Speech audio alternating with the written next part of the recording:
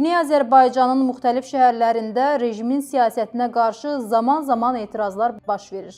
İnsanlar küçələrə axışır, şüarlar səsləndirirlər.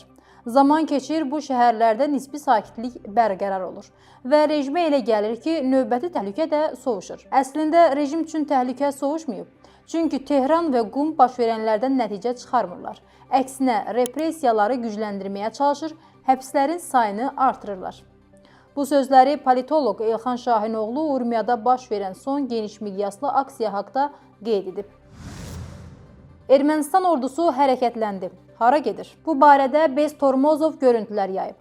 Görüntülərdə hərbi yük maşınlarının kolonunda avtobuslarla çoxsaylı əskər daşındığı da müşahidə edilir. Kolonun istiqaməti haqda məlumat yoxdur.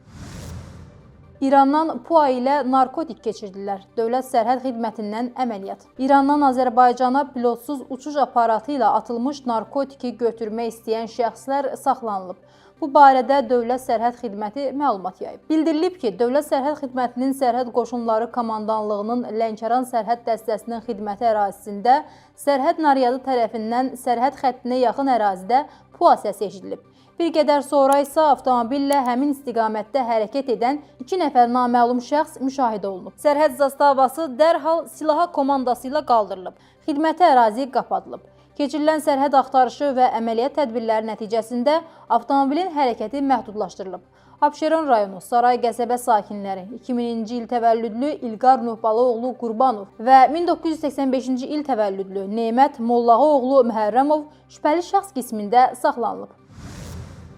Azərbaycanın narahatlığına Türkiyə nöqtə qoydu. Bəzi mətbuat orqanlarında Türkiyədən gözlənilməz addım. Ermənilərlə sərhəd açıldı, Bakı xəbərsiz qaldı başlığı ilə yayılan məlumatlar həqiqəti əks etdirmir. Bu barədə Türkiyə Prezidenti Administrasiyasının İctimaiyyətlə Əlaqələr İdarəsinin yaydığı bəyanatda bildirilib. Vurğulanıb ki, Alican sərhəd keçid məntəqəsi yalnız Ermənistandan Suriyaya çatdırılacaq humanitar yardım karvanının Türkiyədən gedib geri qayıtmasını təmin etmək üçün açılıb. Qeyd edək ki, 21 martda açılan Türkiyə-Ermənistan sərhəd qapısının 31 marta yük maşınları eyni marşrutla geri qayıdana qədər açıq olacağı bildirilib. Xatırladaq ki, Türkiyə Ermənistanın işğalçılıq siyasətinə görə 1993-cü ildə Ermənistanla sərhədi bağlayıb. Ermənistanla sərhədin açılması danışıqları İrəvanın Azərbaycanla münasibətləri normallaşdırması ilə paralel aparılır. Azərbaycan və Türkiyə mediası humanitar yardım bəhanəsi ilə Ermənistanın Türkiyə ilə sərhəd qapısını açıq saxlamağa çalışacağından narahatlığını ifadə etmişdi. Zəngəzur dəhlizi ətrafında yeni vəziyyət, mürəkkəb durum yaranıb. Zəngəzur dəhlizinin açılması ətrafında mürəkkəb durum yaranıb. Belə ki, dəhliz 10 noyabr bəyanatının müvafiq bəndinə uyğun şəkildə açılmalıdır.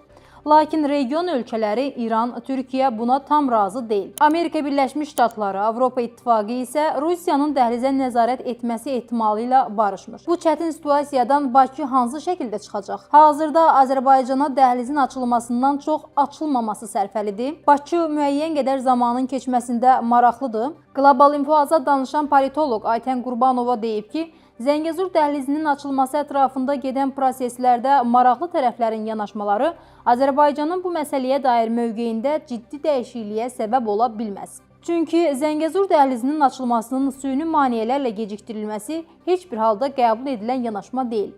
Hər zaman olduğu kimi bu məsələdə də Azərbaycan götürdüyü öhdəliklərə sadiq qalır və üçtərəfli bəyanatın 9-cu bəndində təsbit olunduğu kimi dəhlizə nəzarətin Rusiya Federal Təhlükəsizlik Xidməti tərəfindən həyata keçirilməsi nəzərdə tutulur. Əgər Ermənistan tərəfi iddia etdiyi kimi rəsmi olaraq bu bəyanatdan imtina etsə, onda vəziyyət dəyişə bilər. Ekspert deyib ki, dəhliz məsələsi sülh gündəliyindən çıxarılsa da, sülh müqaviləsi olmadan dəhlizin təhlükəsizliyi ilə bağlı davamlı zəmanət verilə bilməz.